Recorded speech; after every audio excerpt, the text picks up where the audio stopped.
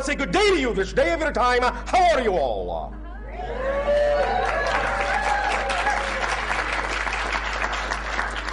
All right, I will take that as an okay.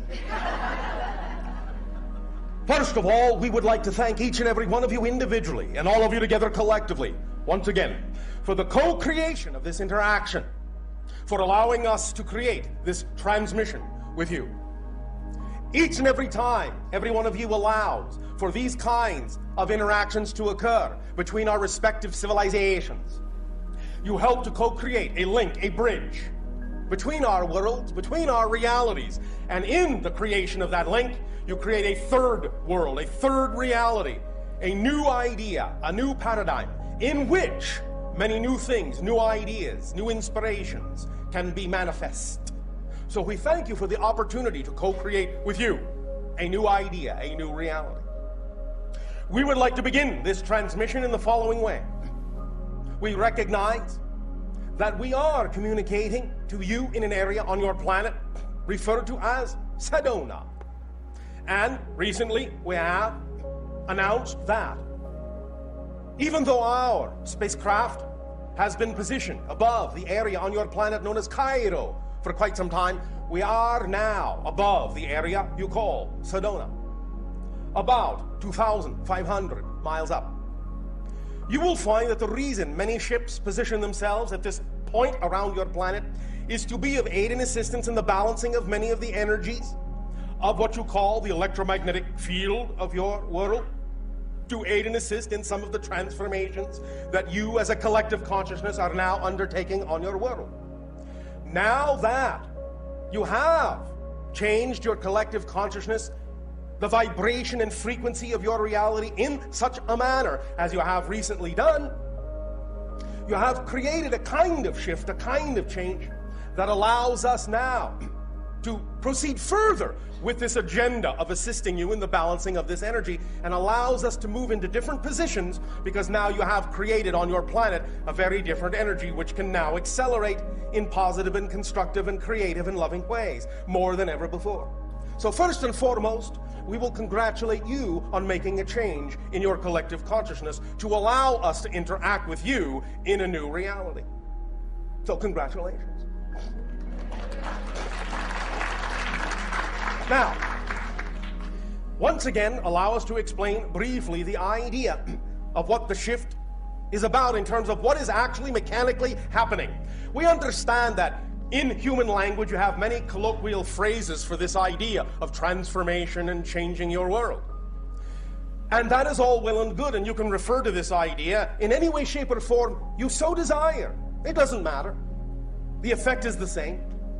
But the idea is that we would like to take a moment to explain to you mechanically, physiologically, what is happening. Because sometimes when you understand the actual mechanism that you are employing in the change, it helps you make further changes, more profound changes, and have a more profound understanding of what kind of changes can be made. So, I know this is going to sound at first a little bit confusing, but that's all right. This is just an issue of semantics and language, and we will explain more clearly as we go along. So when we talk about the kind of changes that you are making and wish to make on your planet, we will begin this conversation by pointing out that nothing has changed. Why do we say that? I will tell you. Thank you. Here's what we mean by nothing has changed. The idea is really that when something in your world changes, the world you were in did not change. You changed, you shifted your frequency, you shifted your vibration, and by shifting your frequency, you have shifted your focus of consciousness to an already simultaneously coexisting parallel reality that is already existing on that frequency. You didn't change the world that was there. That world is still there. You have shifted to an already existing parallel reality that is reflective of the vibratory frequency you have shifted to personally. Thus, when you look around and see differences, it's because you have taken yourself You have shifted yourself to a parallel Earth that already had those differences in it. The old Earth, the other parallel reality, still exists, still looks the same. Didn't change. But you have changed your focus of consciousness. So the idea of helping people change, of helping to change your world, is the idea really of offering other people a point of view that contains a certain frequency, a certain pitch, a certain state of being. And if they choose to match, to mirror that frequency you are offering that goes along with that different point of view, they then will see the difference in the world in which they have shifted to. They will see the difference in them reflected by the world they have shifted to. But again, the other world still there, hasn't gone anywhere. All possible parallel realities exist now, coexist simultaneously. There is only one eternal now. Everything exists in it. We understand that from your linear space-time perspective, this may not seem to be so, but many of you are now beginning to realize this is really just an illusion. The idea really is to understand that what you call different changes, different moments, different places, different times, different experiences, even different lives, all these things coexist at the same time, so to speak. They are really just different perspectives of the same eternal now moment. So what you call the past exists right now. What you call the future exists right now. There really is no future in the future, no past in the past. Those are simply different frequencies, different experiences, all going on at the same time as what you call the present. The idea is that they're simply different viewpoints of the present. And from your linear space-time experience, the perspective you have created with the experience of linear space-time, you can create this idea that something comes before, then something comes next, then something comes after. But it doesn't really do that. An analogy we often use to illustrate this point is what you call one of your film strips on Earth. You know that when you go to watch your movie, it is made of a film strip that has many frames. Well, when you are watching the movie, from the perspective of being an audience member, you can say, well, first we see this frame, then that frame, then the next frame, then the next, and we get this illusion of continuity, this illusion of motion, this illusion of the passage of time, and things start here and things end there. However, if you are in the projection booth above the audience, you can take the film canister, you can take out the film, you can stretch out the strip of film in front of you, and you can see all the frames at the same time. You could even look at this frame first, then that frame, then that frame, then that frame, then that frame, in any order you wish. Linear space-time has been, in that sense, nullified. The idea is that all the frames exist at the same time, but from the perspective of the audience member, they only exist in sequence, to tell a story, to have an experience. But that doesn't tell you what's actually mechanically happening. It doesn't describe the existence of the film strip itself and the perspective of the projectionist who can see all the frames at the same time. This is analogous to the idea of your physical consciousness in physical reality experiencing linear physical space-time, and the idea of your higher mind, your oversoul, experiencing all your moments, all your lives at once. And the idea thus then is the reason you can connect to other lives, other experiences, is because they all exist at the same time. So you can simply cross-connect, shift your vibration. Again, another analogy, as we have often said, your television analogy. At any given moment, you can watch whatever program on your TV set you want. This does not mean there are not other programs available, but you only get the program you are tuned to at any given moment. But when you change the channel, when you shift your frequency, you get another program. Doesn't mean the program you were watching is no longer there. They all exist at the same time, but you only perceive whatever is the vibration you are tuned to within yourself. And when you change that frequency, you get different input. You get a different experience. It's as simple as that. This really is simple physics. It's really no more complicated an issue than that. And because it all exists at the same time as all the programs at any given moment do on your television set, that's why you can switch back and forth. That's why you can know things from other lives. You may think it is a memory, and in a sense, again, colloquially, you could call it a memory of a past life, or even a memory, or if you wish, a precognition of a future life. But remember, memory is created in the present. It doesn't actually come from the past. When you have a memory, you're having it now. So you're creating it from the now. In fact, because everything actually exists now, not only do you create the experience or illusion of the future from now, you also create the illusion of the experience of the past from now. And that means that when you change your now, not only have you changed your so-called future, you've actually changed your history. Literally. Now, knowing this means you can work very powerful miracles. I will give you an example. When you see someone on your planet exhibiting a certain, shall we say, habit, the idea is that sometimes you will see that they struggle to overcome this over a long period of time, but sometimes you will notice that someone can simply arrive at a moment in their lives where they recognize that's simply not something they wish to do anymore. And no matter how addictive that habit may seem, many of you have actually witnessed people or heard of people on your planet saying, no more, that's it, what you call on your planet cold turkey. And the idea is that they do not seem to struggle with it from that point forward. It's as if they never had the habit. I'm telling you that when they change their reality that strongly, the truth is, the reason they don't exhibit any urge any longer is because they never have had the habit.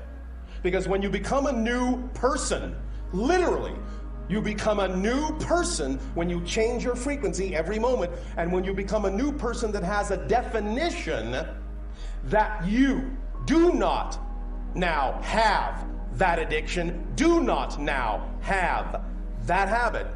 You actually alter all the other connections. You shift yourself to a reality where you never did. And thus that's why it is not a struggle, not an effort. No longer must you fight to overcome the habit. It simply never existed, so you're having no experience of it now. You can use your reality this way. All it takes is recalibrating your focus to understand that this is how reality is structured. And when you begin to understand this structure, the nature of physical existence in this context, you can evoke and create and manifest very powerful change. Now, I will tell you a secret about yourselves. You are all of you already, without exception, yes, without exception, yes, without exception, yes, not even you, already as powerful a manifester as you will ever be. You will never be a more powerful manifester than you are now. What you will refine is your understanding of what you are manifesting. You will never manifest more powerfully than you do, because you already manifest instantaneously. If you didn't, you wouldn't be having an experiential reality of any kind. To have an experiential reality, you must be manifesting it. You must be attracting it. You must be creating it. So look around. You're having a reality. Yes? Yes. So you are manifesting. The secret is, why are you manifesting what you're manifesting? Not how do I manifest better. You can't manifest any better. You're perfect manifestors. You are made in the image of the ultimate manifester, creation itself. You are perfect manifestors. So please, please, please, we would suggest, strongly suggest, we're not telling you what to do. You don't have to listen to us. You don't have to believe us. But we would strongly suggest you don't spend time wondering how to become a better manifester. You're already a perfect manifester. What you need to do to see that you are a perfect manifester is focus on how you are manifesting, or why you are manifesting what it is you are manifesting. And as you change the definition of what you're manifesting, you will see more clearly and more obviously every moment of every day that you are a perfect instantaneous manifester. And now you have gotten a handle on the mechanism underlying the reasons why you are experiencing what you are experiencing. And all of this comes down to belief, definition. Again, this is physics. Your personality, your physical mind, is basically an artificial construct composed of beliefs, emotions, and thought pattern actions. When you have beliefs that are out of alignment with your true self, you cannot help but have emotions that are also out of alignment with your true self. And you cannot help but have thoughts and actions that are out of alignment with your true self. But when you have beliefs that are in alignment with your true self, likewise, emotion follows, thoughts follow, actions follow, and it all works in harmony. So the idea is not to work on becoming a better manifester, but becoming a clearer manifester, in the sense of knowing what you're manifesting by knowing what you believe to be true, because it all stems from belief. Your entire physical reality experience stems first and foremost from what you believe to be true. You cannot even have an emotional response if you don't have a belief first.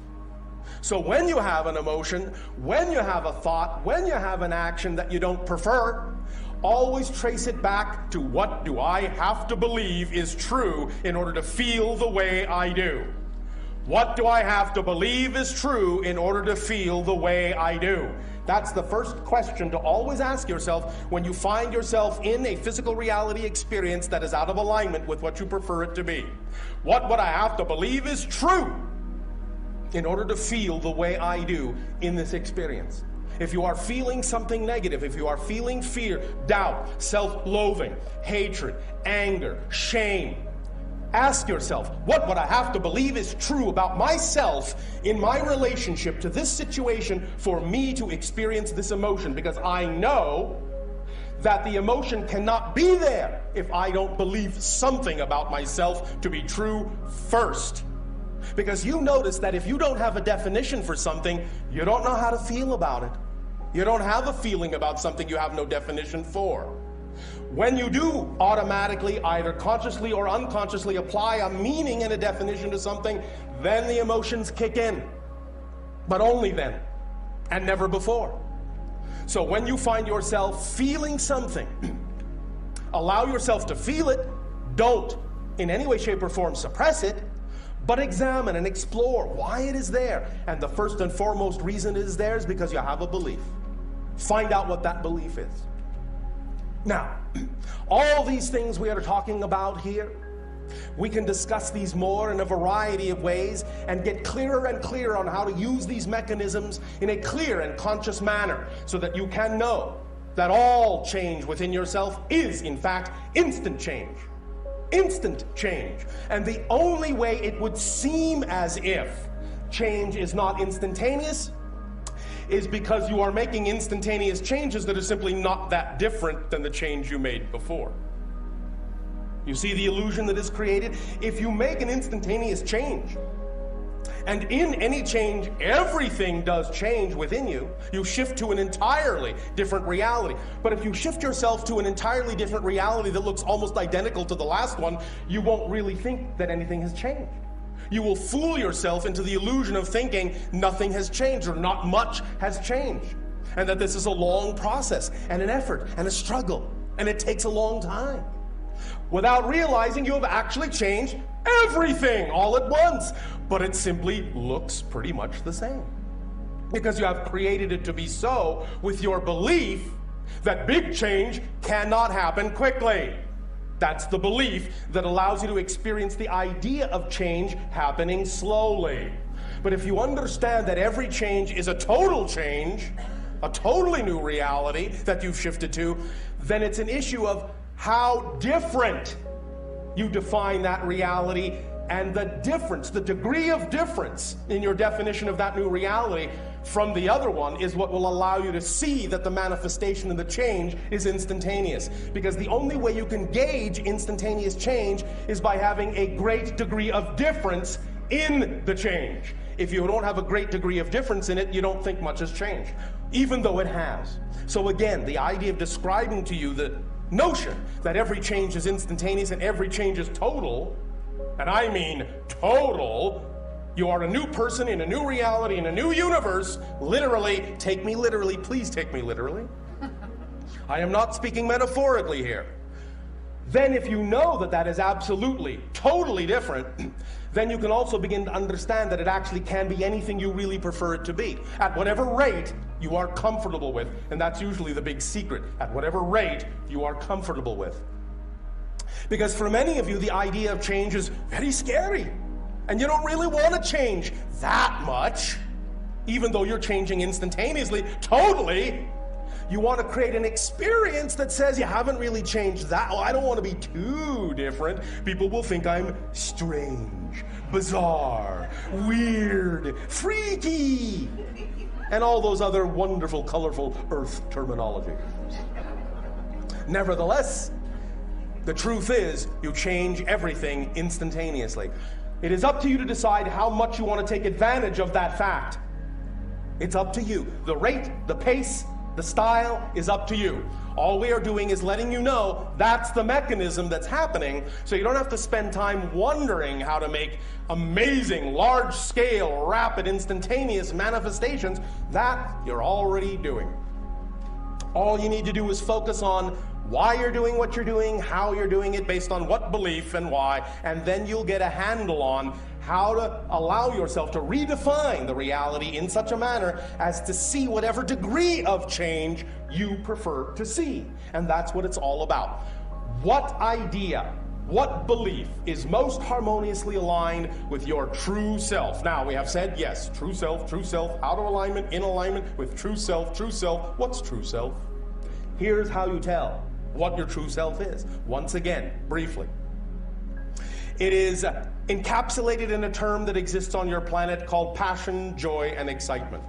The idea is that vibration, what you feel, that excitement, that physical sensation, is actually the body's translation of the vibratory energy that is your true core inner being. So anytime something in your life contains that degree of excitement, we would again strongly suggest you act on it. Why? Because that's who you are. Because it is most truly you. It is your path. It is your reflection. It is your attractor. It is luring you to more of yourself. That's why things contain that feeling. That's why they reflect that feeling to you. And that's why you can know that if you act on your joy, it will support you, because it's your true self. I know. You have many different belief systems on your planet that doubt the ability of your excitement to support you, and we can talk about some of those at length if you wish. Nevertheless, it does have the ability to support you. Why? Because it is you. And it is the part of you that is representative of the part of you that is made in the image of creation. And creation is nothing if not unconditionally supporting and infinite. Abundance, abundance, abundance. We hear this over and over and over and over and over and over again from many humans on your planet. How can I be more abundant? You can't. You can only be abundant in different ways. You are already as abundant as you will ever be. However, if you have a belief that you lack something, then what you have is an abundance of lack. So again, the issue is not, how do I learn to be abundant? The issue is, what am I defining abundance to be? Because you're always abundant in something. Always abundant in something. This is why we prefer to take the charge off the idea of what abundance needs to be represented by. It can be represented by many things, including money on your planet. There is nothing wrong with that. It is a symbol of exchange. It is a valid one, just like any other symbol. But the idea is it doesn't always have to be that form in order to represent abundance. Our definition of abundance is the ability to do what you need to do when you need to do it. Period. That's it. The ability to do what you need to do when you need to do it. Why do you care how it comes to you, as long as you have the ability to do what you need to do when you need to do it? So the idea is to relax the need to relax the insistence that it must come in a certain way, because paradoxically, when you actually insist that abundance can only be represented by one symbol, you actually close all the doors through which abundance could come in other forms. And so you're actually not being abundant at all, in the sense of feeling it or experiencing it in its widest possible format. The idea is that somebody could give you something, that's abundance. You could find something, that's abundance. It's all abundance. Let it come to you in whatever form works best. Let it come along the path of least resistance. For why should it be a struggle to reflect the idea of the abundance of creation? There is enough, there is enough, there is enough for everyone. If there was not enough of whatever kind of abundance each of you needed to have, if there was not enough for you, believe me, you wouldn't exist. Because the universe, the creation, does not in that context make superfluous mistakes. It does not create more than it's capable of supporting. So if you exist, that means the universe is capable of supporting you, or you wouldn't exist. So why not give yourself the benefit of the doubt? If you exist, there must be enough for you, and it must come in a form that is actually relevant for what represents your highest excitement, your highest preference, because nothing else would make sense. Let this be obvious. Let it be logical. This is what our civilization calls the science of the obvious. If there are a certain number of people that exist on your planet, then there is enough for all, as long as you all allow the abundance to come in the way that actually works for you. Because not everyone needs or wants the same kind of expression of abundance. So the idea is, if you all allow synchronicity to show you what your kind of abundance may be at any given moment, and this doesn't mean you can't have this kind then, and this kind now, and another kind later on. It can change around, but it will change around in such a manner that it will change around in harmony with everyone else's change around. So that if suddenly someone needs this, and you need that, and then later you need this, and they need that, it will change in perfect harmony, in perfect synchronicity. And you will get it when you need it, at exactly the right place, at exactly the right time. Not a moment before, but not a moment later either. The idea is to understand that you don't have to make any of this work. All you have to do is allow it to work, because it already works. It does, it really does. Honest, it does. Again, if it didn't, you wouldn't exist. You would not be supported in your existence at all. Please remember how unconditionally supported you are. You are so unconditionally supported by creation that you are even allowed to believe you are not unconditionally supported. That's how unconditionally supported you are. So take it at face value. If you actually have been given the ability to believe that you are worthless, that you are unsupported, that you are nothing, and yet you still exist, what you are being given is a demonstration that the universe is absolutely willing to unconditionally support anything you say is true about yourself. So if it's willing to support you when you say, I am worth nothing, I am hateful, I am a bad person, I am worthless, if it's willing to support you there, it is certainly willing to support you when you say, I am creative, I am loving, I deserve.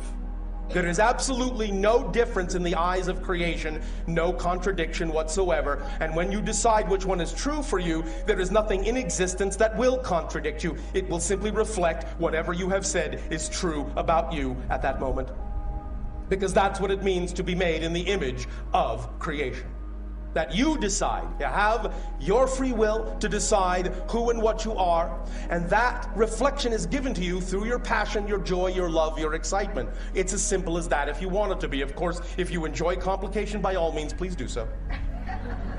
Because I don't want to take away your fun. And if you feel like struggling, if you feel like making an effort out of it, by all means do so, because that's valid too. That's the point. It's all valid. And when it becomes all valid, when you do not judge this as being less than that, then paradoxically you will actually get what you prefer more often, because you are not focused on trying not to get that. The idea is that when every choice is equal, then it is easy to choose what you prefer. But if you are afraid of certain choices and devalue them, then you're actually devaluing a part of creation, and you will only get the reflection that you are devaluing a part of yourself.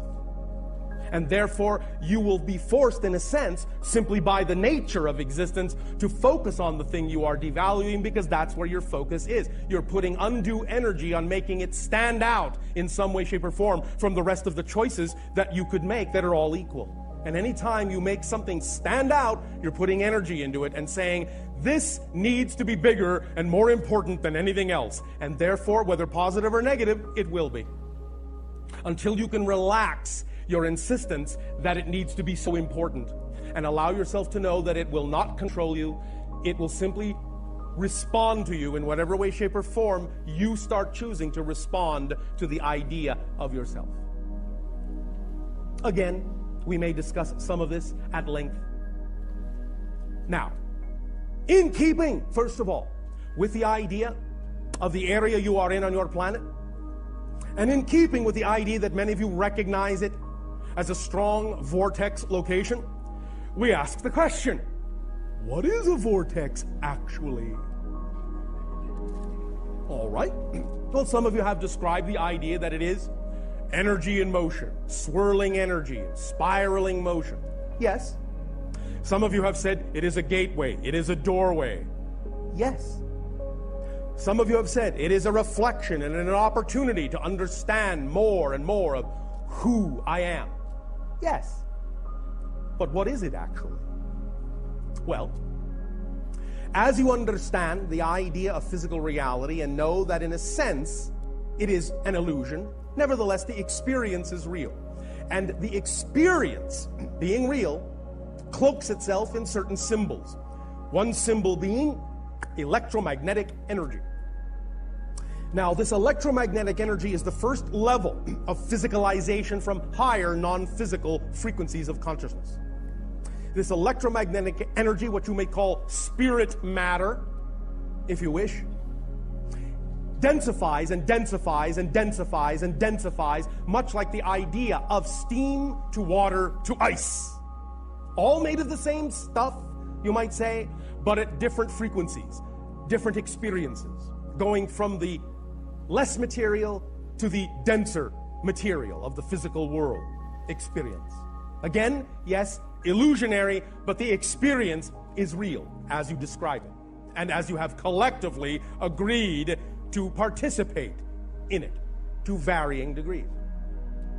The vortex, therefore, is that which is representative of, shall we say, vibrational, harmonic, nodal points in your reality that represent all stages of frequency, from lowest to highest, in that sense, that make up the experience you are having and connect you to higher realms as well. It represents a scale, a spectrum, if you will, of those nodal point frequencies that allow for access into different domains of consciousness. It is in that sense, therefore, capable of being utilized as an unlocking mechanism in a variety of ways according to whatever your imagination is attracted most to. Because every technique and every tool and every situation is what we call a permission slip. Anything like that is actually not doing the thing itself in terms of the changes you feel, but it is reflective of and representative of the idea of your belief system as it might exist at present. And as you find yourself attracted to be in certain locations and take advantage of certain vortices and energies, the idea is that you have attracted yourself to that because that represents the arrangement at that moment of your belief system. And that in that it reflects the arrangement of your belief system, it gives you insight into yourself sufficiently to allow you to give yourself permission to be more of who you are. So it's not like the vortex is doing it for you, but the vortex is like a reflection of what you are willing within your belief system structure to allow yourself to give yourself permission to do. So all these things are permission slips to allow you to give yourself permission based on your belief system of allowing yourself to be more of who you prefer to be. in that you have gravitated to this particular one, all of you, it is clear that you all have similarity of frequency, even though it is also quite varied. But the idea is that each of you know, each of you are familiar with the idea that this is a reflection of many different levels of frequency, and each of you are able, through a variety of experiences and reasons, to use this energy in a variety of ways as befits who you are as a being. And you can come together and sometimes work at this in groups, or you can do it individually and or both. But the idea is that when you do allow yourself to form that relationship with those nodal points of multiple frequencies, up the scale, as it were, and stand in that energy, then what that does is it starts those vibrations going in you, all the way up the scale to whatever degree your belief system is willing to handle it, in whatever manner, whatever format. And by unlocking those things in that way, it will allow the belief systems that are within you that are out of alignment to be brought to the forefront and dealt with and integrated. And allow them to be transformed into belief systems that are within alignment to the joy, creative love, and excitement that represents your true, natural, vibrational self. So take advantage of it in whatever way, shape, or form you so desire, but understand that as you stand in a vortex, you are the vortex yourself. And the vortex around you is, in a sense, a projection of the vortex you are, of the nodal point you are, of the multidimensional being you each are. But you are doing that in a way where you can experience it as a larger outer reflection that shows you, in a sense, how big you are. The vortex is you. It's a reflection of the true being, or shall we say a truer representation of the fuller being that you are. So understand that when you stand in a vortex, what you're doing is you're forming a relationship to your greater self. You are opening up and saying, I am willing to have a relationship with my higher self. I am willing to form this connection. I am willing to be more of who I am. And that is a profound commitment. It is a profound relationship, and it creates profound results in your life if you are willing to allow it to do so. It is a bold move, and we congratulate you for making a bold move to be willing to see and experience and be more of yourself.